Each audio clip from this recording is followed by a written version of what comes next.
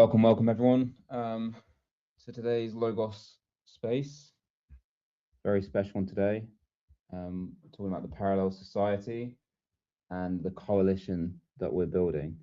You may see lots of new faces in this space today. Hopefully they all get a chance to introduce themselves.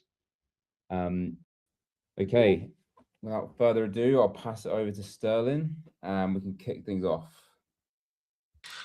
Welcome friends to another Logo space. Amazing to be here. Amazing to be here with such good friends as well. We're channeling such positive and strong energy into creating actual transformative change.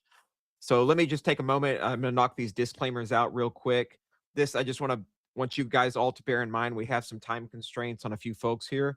So I think here when we get started, we're going to let James and Decca kind of lead off with the conversation when I start with the questions, because they both have to take off. And then Jaya, I think, has 60 minutes. So I think we're going to squeeze in a really stout hour, and it's going to be really nice. Sorry, I think Aqueous, Andrew, you had something that you unmuted. I just want to see if you had something you wanted to mention. Okay, cool. Good. Looks good then. All right. So guys, as you all know, any of the ideas or philosophies, principles that we share in this space are not affiliated with the Logos brand or organization. And I'm also certain it's not necessarily affiliated with any of the brands or organizations represented in this space today. The ideas and philosophies are a product of our own minds, and we will treat it thusly. The other piece is, this is typically a community space, but we have so many great guests today that we're very likely just going to have enough time to speak with them, especially since we have to keep the space so tight. So without further ado, let's kind of get started. We're also going to, I think we're going to forego introductions, but if there is a new individual who hasn't been on the space before, like James has been here before. I don't think Andrew has been on the space. Deck has been on the space before. I don't know if Zugrama, if you guys have been here, feel free to just give a brief introduction if you want to. But what I'm going to do is we'll go ahead and jump right into the conversation. Let me provide just a little bit of context. So as you guys all know, Logos, we're hosting the Parallel Society Unconference event in Lisbon in early March. And all of our partners who are here with us today are helping us build a coalition for the purpose of this event. And it is also helping us really generate new interest in the movement, helping us push tech forward that creates the change that we want to see in society, and also elevates principles like privacy, censorship resistant, decentralization, among all the rest. Plus, of course, we have a party day. There's a lot of ravers in our community, a lot of people who are activists who love to be in these particular music and arts scenes. So welcome everybody. I think this is how I want to kick it off. Right out of the gate, let's see how much value we can add and how much interest we can build in these ideas. So I want to get in your guys' opinion, what is the impact of events like these, of these movements, and just generally speaking in parallel spaces? And by the way, Jaya, I didn't mention Jaya with Nim is also here, and I think it's the first time that she's been on our space. So really happy to have Jaya here as well. Cool. So maybe we'll start with Decker or James, if you guys want to kick it off and kind of give your take on what this event, and kind of just generally speaking, what these events mean to you, technically, philosophically, socially. You guys are welcome to take the conversation where you please. Welcome. Cool. Thanks, Sterling. James here from Finding the Comments. It's great to be back with you all. I won't introduce myself. I did that last time. So just jumping straight in, I mean, like, parallel spaces are super important. I mean, institutional change really starts inside institutions, right? I mean, we need to create spaces for thinkers who are on the frontiers, who are exploring, looking for new ways to align, coordinate between groups of people, and to have a place to share and yeah, to discuss, to debate, maybe even argue, to be wrong, to be corrected, to try new things, to fail and ultimately succeed. So it's up to those who are not in institutions in order to create these spaces and bring people together to co-create like this. Hey all. Yeah, I think what came to mind immediately when you said that, Sterling, was finding that, like, because the whole point of this is that it's an unconference. It's like opening up to people to co-create, and that's very much in the Web3 ethos. But at the same time, it's finding that space in between the seriousness of like the broader mission and just, you know, enjoyment and just creating delightful experiences for people, you know, because like the whole definition of from punk to cypherpunk and so on is you can't live your life in contraposition to something, you know. It has to be enjoyable too. So I love the whole approach of how you guys are planning this. Yeah, thanks, absolutely, Decca, and you other guys who are up here, feel free to chime in, and we can just have a conversation. You definitely don't have to wait on me. This is really your guys' show. I can help spur it along, and we'll have a conversation. Okay, I'll go next in that case. So yeah, my name is Jaya. Very happy to be here. It is my first time in this space, so maybe I'll just introduce myself briefly. I am Chief Strategy Officer at NIM, which is a privacy system. We are working on privacy, and for me personally, the reason why it's so important is privacy really is a direct intervention into the surveillance economy of the internet.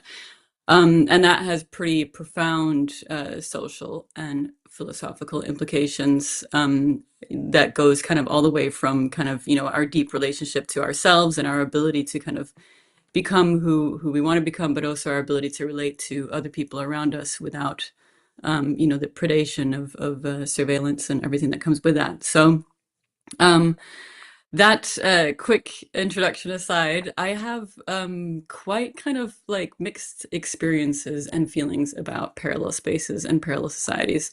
I mean, I'm very much looking forward to the conference in March, and you know, I think parallel spaces and parallel societies are, you know, can be important as a space of experimentation, as James said. And I also very much kind of give a thumbs up to Decca's comment on the need for things to have a certain kind of, you know, the experimentation to be in many ways also, you know, positive and playful and explorative in nature. But I mean, I don't know, like just on a practical level, I'm not sure, you know, personally, I grew up in a cult and I've been involved in various forms of grassroots movements and parallel societies and in and out of, you know, kind of this sort of these sorts of environments pretty much my entire life. And I have noticed one kind of annoying outcome that you see across all of these kind of experiments in alternatives, which is that oftentimes there is this kind of strong need to position ourselves as the enlightened one, right? And ourselves being kind of any one of these like supposed parallel societies. And the moment you position yourself as the enlightened one, you know, you start taking a pretty prejudiced and quite blinded and often very ignorant perspective on other people and, you know, their ways of life and their experiences and their histories. And it actually gets quite intellectually lazy and a bit of a cop out. So I just wanted to kind of throw that into the mix, you know, to try and maybe, you know, provoke a bit more conversation here around, you know, the kind of pros and cons of parallel spaces and parallel societies and how we might do that in a way that kind of remains connected and humble and curious about, you know, what exists outside of our self-defined alternative. Yeah, Jay, I love that. Controversial even, and certainly, yeah, stirring the pot of ideas to talk about. I mean, I love.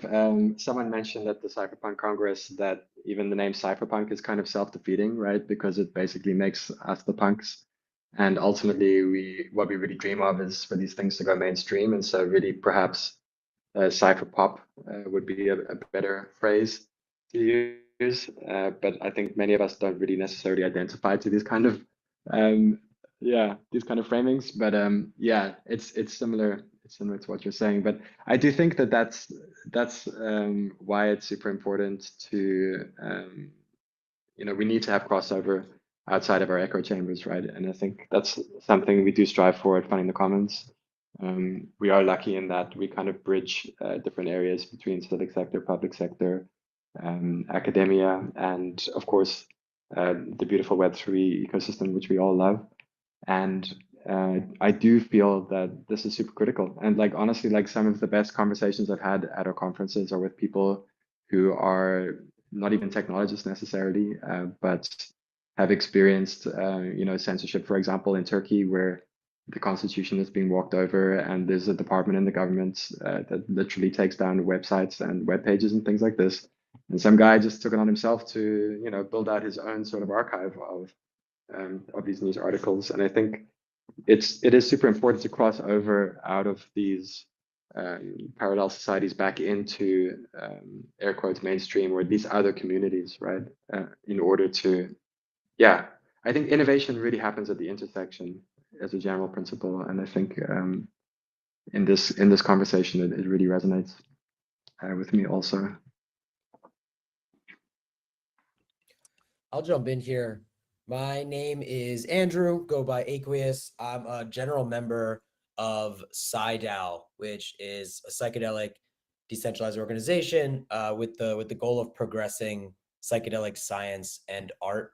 And thinking about from like a grassroots perspective, how that's influenced psychedelic legitimacy itself. This grassroots activism has created these cultural structures, cultural permission structures before policy or academic science catches up.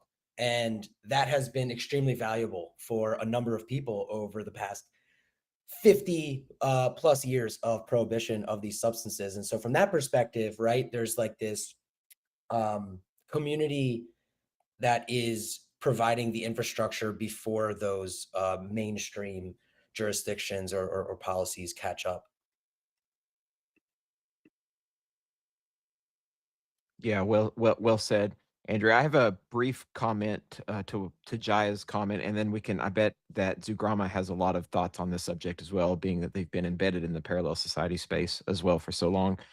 So I would say one of the things too, Jaya is correct.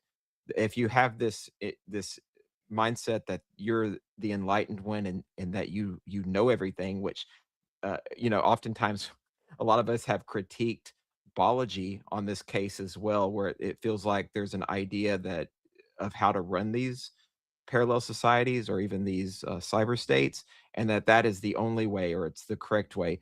Although to be fair to his side, he does have a mindset of letting people test out different hypotheses in terms of the way that they organize those societies. But I think what's most important and absolutely fundamental to preventing that enlightenment mentality to turn into a cult or to turn into the South Korea of parallel societies is to make sure that there's a full-on exit strategy or exit ethos that is embedded in the whole context of these communities.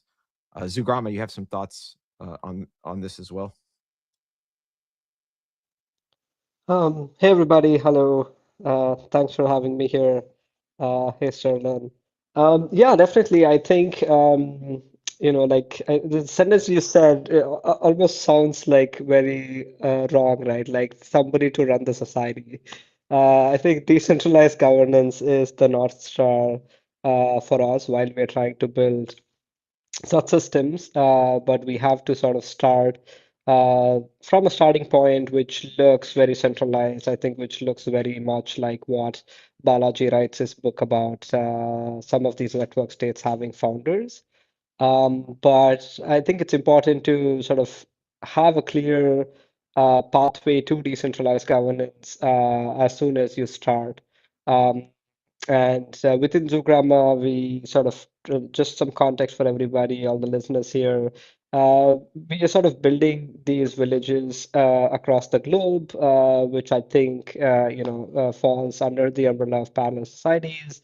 And these parallel societies can do a lot of things which are parallel to other things as well, like parallel signs. Like we have you can call it DeSci or like DeFi as well. But we are experimenting currently with some of the existing theories which are championed by, say, Web3 researchers around how to get to decentralized governance. But it's a really important topic, and we don't have a perfect solution yet. So that's why I think a coalition like these is very important, where we can sort of learn from each other. What are some of the solutions that would work? And as Sterling was pointing out, have these different plural efforts across different societies and have each of them experiment and try different sets of things that we can either adopt or learn from the mistakes and go from there.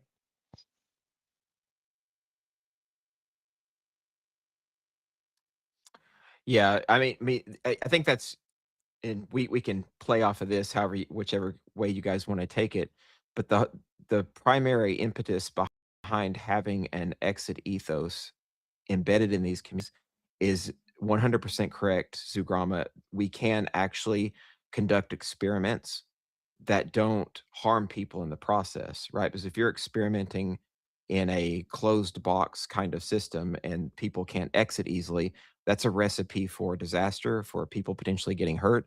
And just from what I notice, there's a lot of people who have kind of a Silicon Valley like mindset, move fast and break things. The opposite of defensive acceleration, just pure on accelerationist mindset. If you get into that kind of situation, you move fast and break things. What happens when you move fast and break people in the context of these communities? So again, this is why it's so important to have a coalition and to have a group of people come together to try to build the tools and the tech that move us forward toward more decentralization, that also open up a space for us to be able to experiment and also to help understand what's working and what's not working in the context of the different communities. Sterling, you keep saying exit. I'm quite curious about what is meant kind of more concretely by that. Like, if I understood correctly, it's like the ability to leave a certain kind of parallel space or parallel society. And it kind of, thinking concretely about what's happening in this day and age, migration and crossing borders is becoming, more and more attacked as a fundamental right.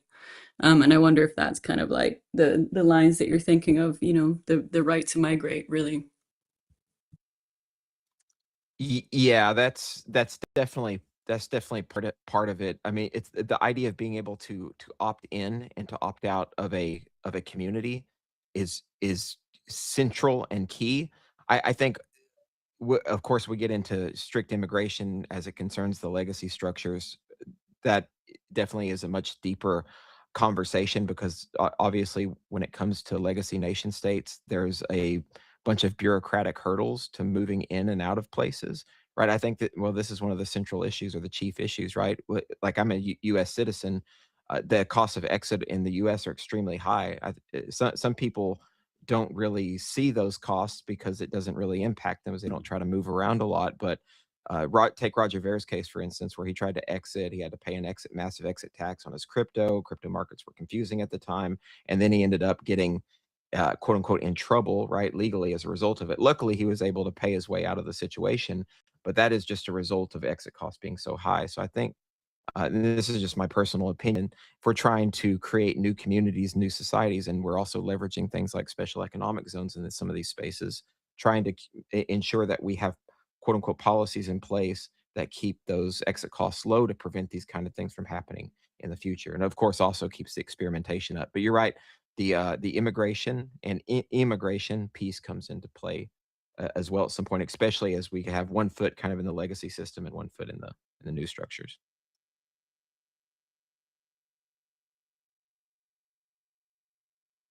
What we can do here too, guys, we can move on also and maybe discuss, because this is good. The concept of exit and its relationship and building new tech frontiers was certainly a big piece of the conversation. But also a question is, how do we rebuild civic society and protect privacy as we bring people into these new cultures as well? I know, Jaya, obviously you guys very strongly focus on privacy piece, but even you guys, Andrew at SciDAO, work very, you consider upholding civic liberty as a big part of what you guys work on being in psychedelics. So maybe we can have a discussion around that.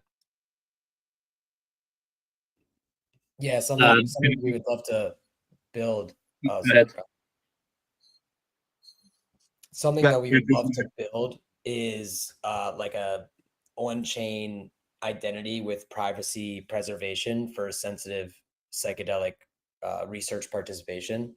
So people don't feel like they're going to be in trouble for contributing their data to maybe, for instance, like a citizen science protocol that explores microdosing and its effects on creativity or something of that sort. We'd love to build something like that. It's been tossed around in the DAO, but very low stages right now. But please DM me if you're interested. We will certainly be talking about it at Parallel Society. My perspective is that I think this is a game. It's game theory. So it's about. I think cryptography and blockchain give us the tools. We have the tools. And now for the hard part, arranging them, right? The architecture is the hard part. Creating an architecture where you align the interests of the individual to the interests of the group. So if you want to have a system for voting, whistleblowing, decentralized like science into sensitive topics or topics that society at large considers taboo, or even petitions. These are all things where privacy is critical. But at the end of the day, that is not the thing that makes like bringing together all of the features into like what is in the individual's interest, like figuring that out is to me the way, because at the end of the day people do what's in their interest. And the obvious example that I always mention is staking. Like that, if you do something that is in the interest of the group, you validate transactions, you get rewarded. If you try to fool the group, if you try to sort of change something, do something illegitimate, you get slashed. That is aligning the interest of the individual to the interest of the group. And that can be achieved for any and all activities with the tools of, blockchain and zero knowledge proofs and, other privacy tech, TE, FHE, MCP, and so on. So I think it's about getting the game theoretic incentive structure right, and that's easier said than done. That's the hard part, in my view. Yeah, absolutely. I think also sort of using these technologies as it is currently and utilize these parallel spaces as feedback mechanism to improve the product or even the different type of say emergent behavior that comes out of using these things are really important. So at Zoogrammar, we're actually building this tech stack where we can have like a ZK passport of sorts that would allow people to utilize it in multiple ways. For example, voting, access to access points across, say, different entry points to your co-working doors or your fitness centers and so on. I think it need not be perfect, right? I think Vitalik actually wrote a blog post about it recently about the importance of actually living in that culture. And so even in our pop-ups and elsewhere, we try to do that as much as possible. I think the group here who's developing the infra and apps for such things, we should be able to use them more and more. I think we don't use them enough while we talk about them quite a bit. It's also important to use them. It's hard. There's a lot of friction to use them. But if we don't do it, probably it's it's foolish to expect to onboard the world onto it.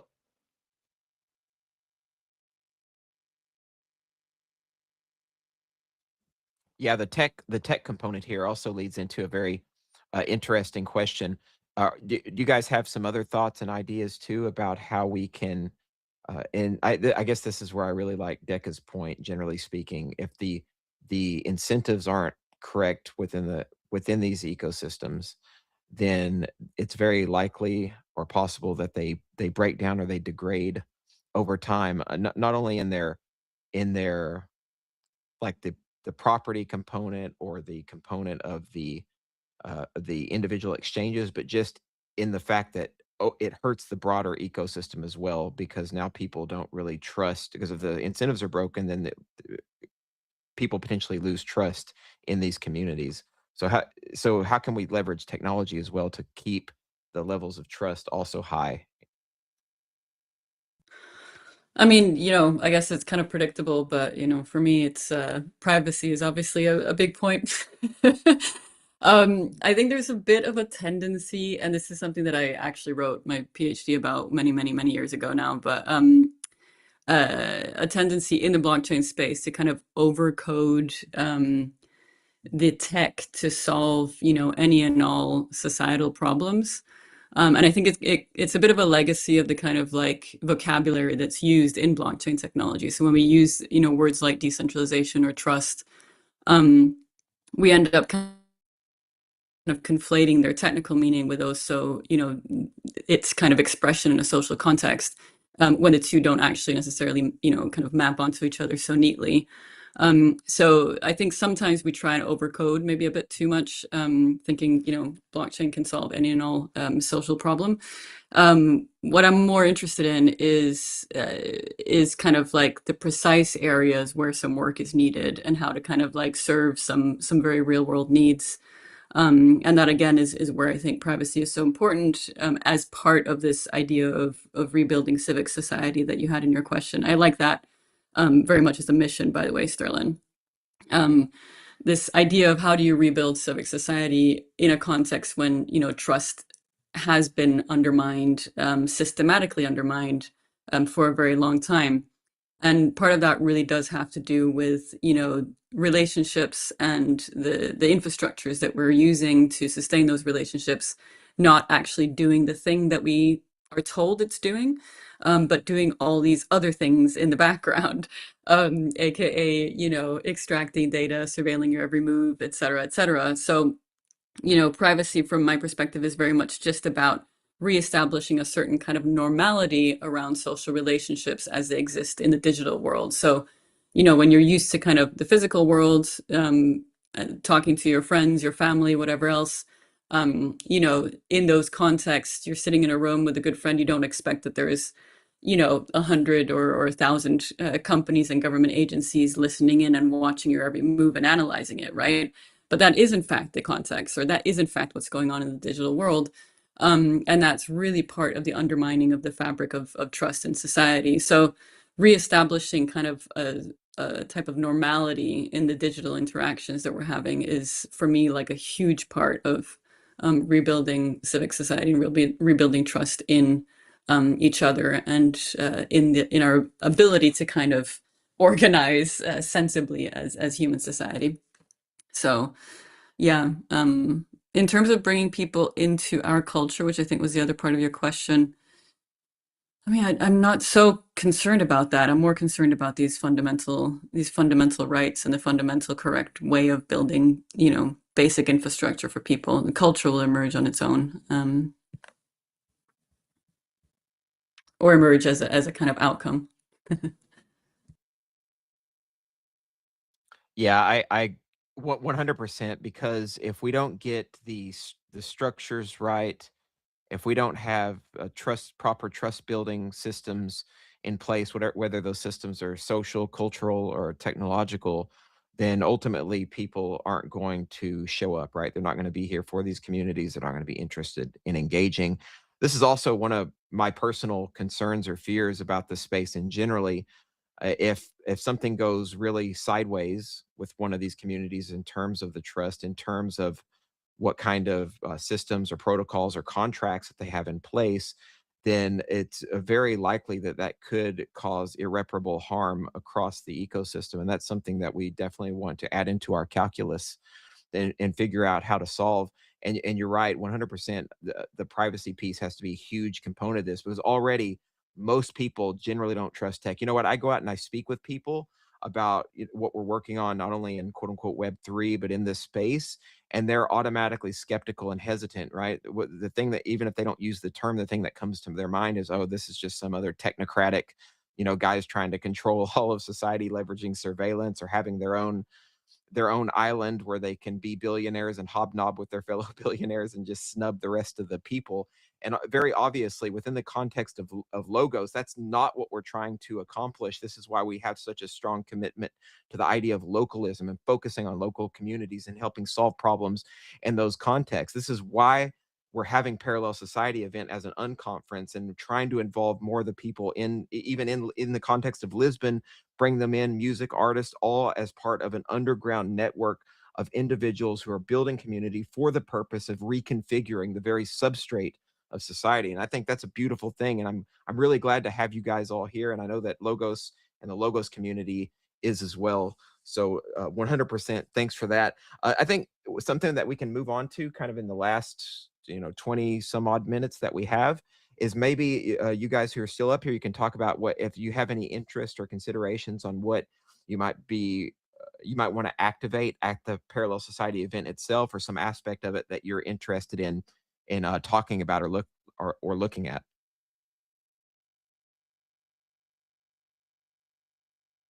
I would imagine, Andrew, you guys probably have some thoughts. I think you guys are trying to maybe go kind of big. Yeah. I mean, I already mentioned, like, would love to speak more, even in preparation for Parallel Society Lisbon, about that reputation credentialing system for underground facilitators of psychedelic medicines, but also just from like a lightning talk perspective, or people who are interested in having the conversation about consciousness as a coordination technology, really leveraging the idea that some of the missing infrastructure might be more cognitive than technical only, and prototyping, maybe also prototyping governance for groups in altered states.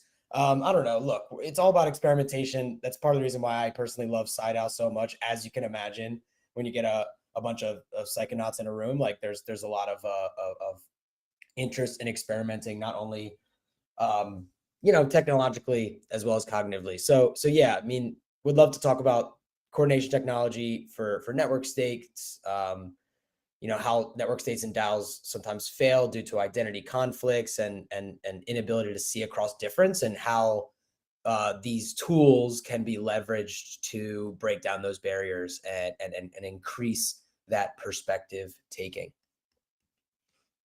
Also, just to note, I'm extremely just like happy and honored to be a part of this conversation as a whole. And SciDAO is very grateful as well for the opportunity to work with Logos and co-create this space with all of you that are also up here, and any interesting collaborations that you might have in mind. Be more than happy to talk about as well.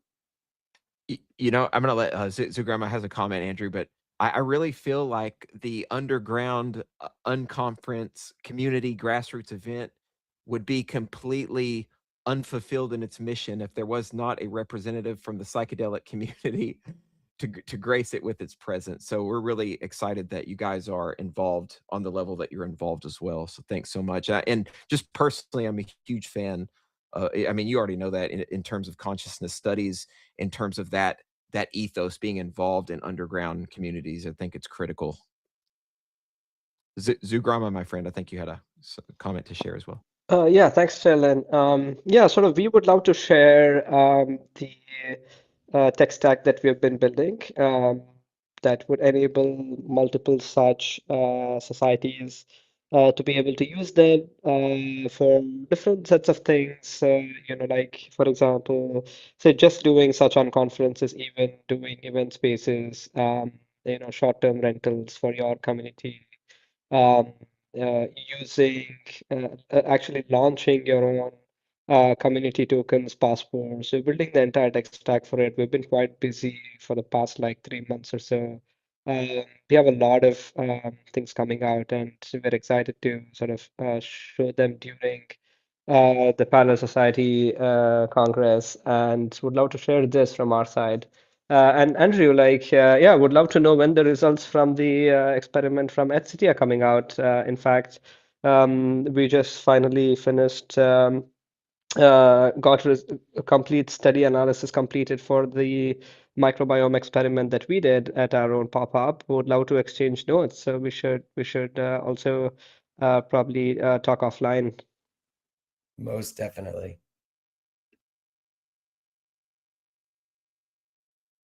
Cool. I think right now is a good chance to reset the room. So you guys who have maybe just managed to find your way into this space, this is the logo space.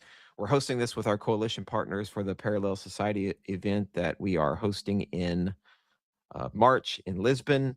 We're going to pop up into the Megatron, if it's not already, in just a moment. The website, actually, we just had a retooling of the website. You can pick up your tickets for the event. Highly recommended. It's in an unconference format.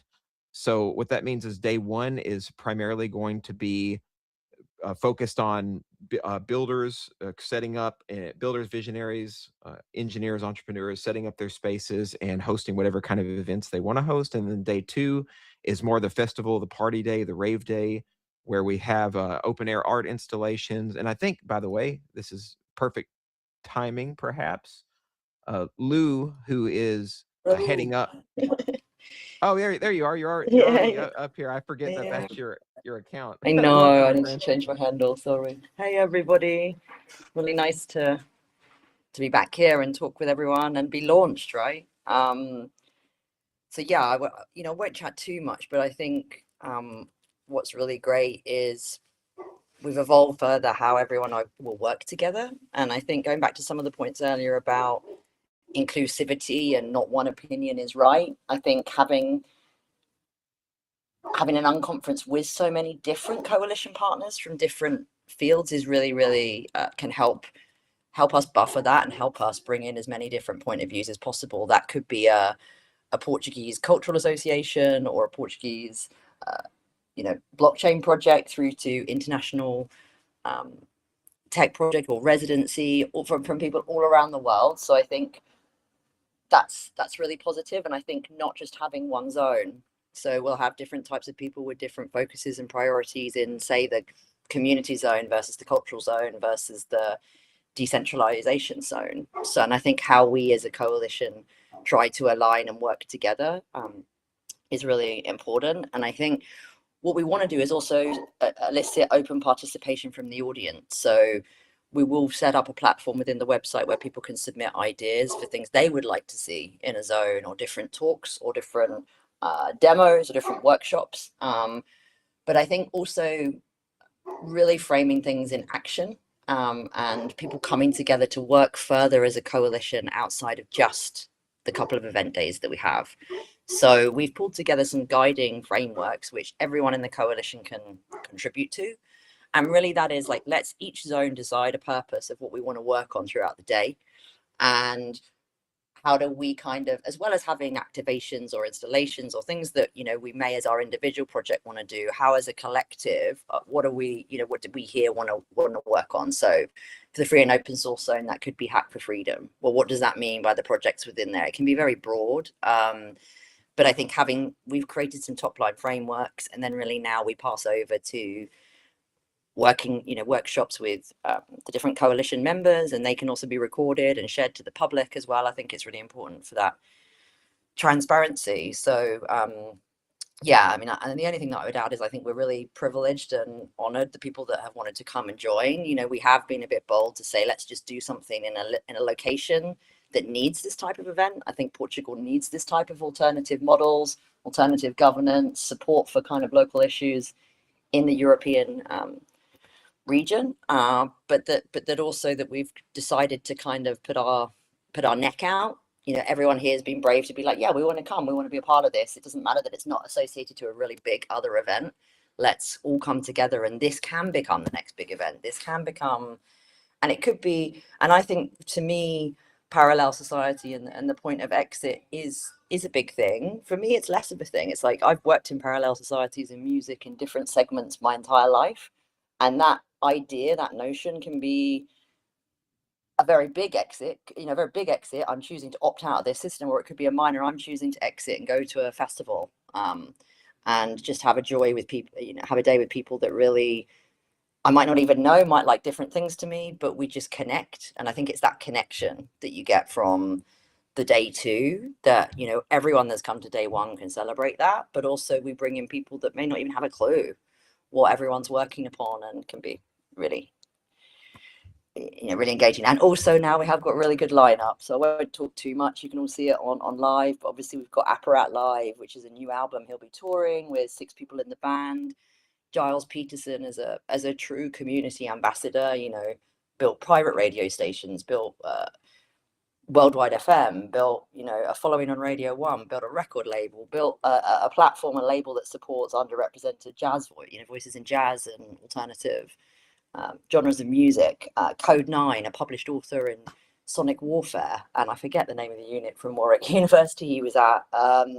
Moses Boyd, one of the, pushing the kind of new frontier of jazz, with the live drummer being the lead person of a band. So we've put in a splattering of, we feel, really solid underground innovators who are doing stuff for their communities. So for instance, Code 9 runs Hyperdub, or the different artists have different things that they do.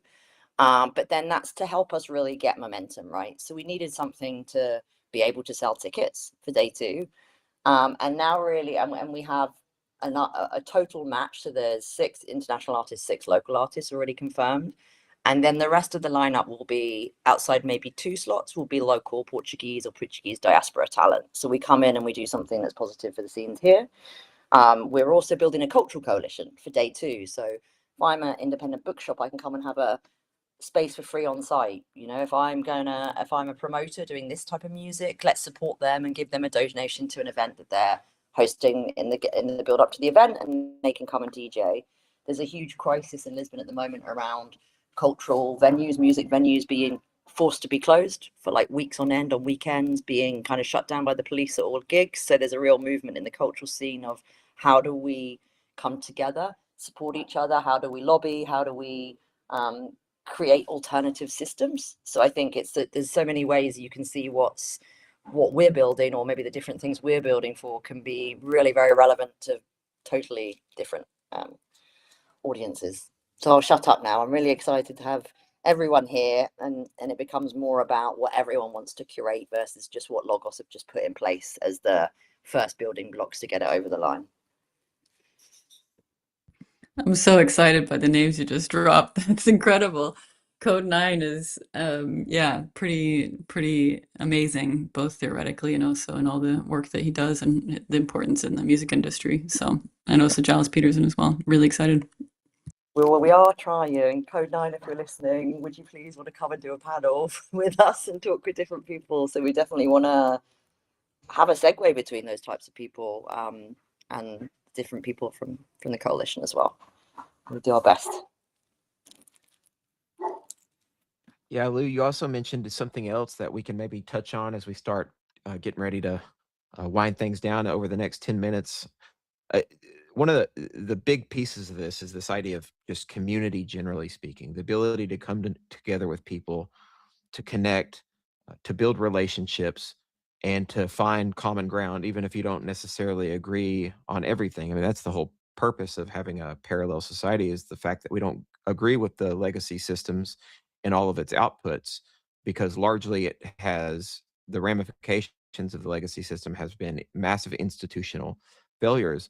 So being able to come together to solve a problem gives people a sense of agency. It renews and revivifies that sense of agency that seems like it's been lost. This is what we talk about a lot in this space. John Vervaeke's idea, talking about the meaning crisis. People have a sense that they've lost meaning in their communities. They lost meanings for themselves, and this is why a lot of folks have a tendency to travel down this nihilistic path of the black pill, where they take the black pill and everything becomes doom and gloom, this notion of doomerism. Well, we're here to offer the clear pill to have an understanding that we are building toward a future of collective and holistic betterment, one that makes sense for posterity's sake, one that our ancestors would even be proud of. That's why I'm part of these communities, and that's why I love being part of this movement, and also why these events are just so important and critical to have, along with, like our friend Deca was here earlier with Agartha, building having residencies in these spaces and bringing more people together from different specific communities to interact, to do knowledge sharing, to do mutual aid, skill sharing, etc. That's just all vital and critical part of this movement. But just having that return to meaning, I think, is one of the key points that will come up again and again, and it's really important to us at Logos, as much as the technology. Cool. So I think on the way out here, if you guys have any last comments that you want to share about what you're looking forward to, maybe outside the scope of what you're doing directly for the event, maybe you're even, if you've never been to Lisbon before, that's also something that is going to be really exciting because it's one of my favorite places in Europe. It's definitely going to be on the top of the list. So if there's anything you guys want to share, by all means, now's a good opportunity. Oh, and the one thing I just missed, Sterling, that I wanted to say is that we will be running the event not for profit, with any profit being kind of the ticket holder will be able to vote for those causes. So it could be things like campaigning in our field, could be around surveillance or privacy, but also it could be some very tangible grassroots activities that we're already doing in Portugal, like supporting a domestic violence NGO building privacy applications and an escape mechanism with crypto wallets. So yeah, so when we're asking people to contribute to the coalition, we're building that out with a view, and really that day two mechanism, we run the bar and we sell 2,000 tickets, then that really helps us offset the price of entry for projects who want to join the coalition, and we can have very different tierings for that, so anyone is welcome. Sounds amazing. Yeah, no, I suppose what I'm looking forward to, what we're looking forward to is really just very kind of basic and fundamental. We're looking forward to getting direct in-person real feedback on the VPN and the privacy network that we're building. We're extremely focused on making something that really works for people. And we really want to, advance this mission of enabling privacy as a default for everybody, not just the privileged few. And so that's going to be the main focus. And then also very much looking forward to also connecting with people who might want to help us run the infrastructure. We're always looking for more node operators. We have an incredible operator community, an incredible community of people who believe in privacy and are running our infrastructure. So we'll also be looking to connect with people over that. And of course, beyond, and, hang out and have a nice time in Portugal.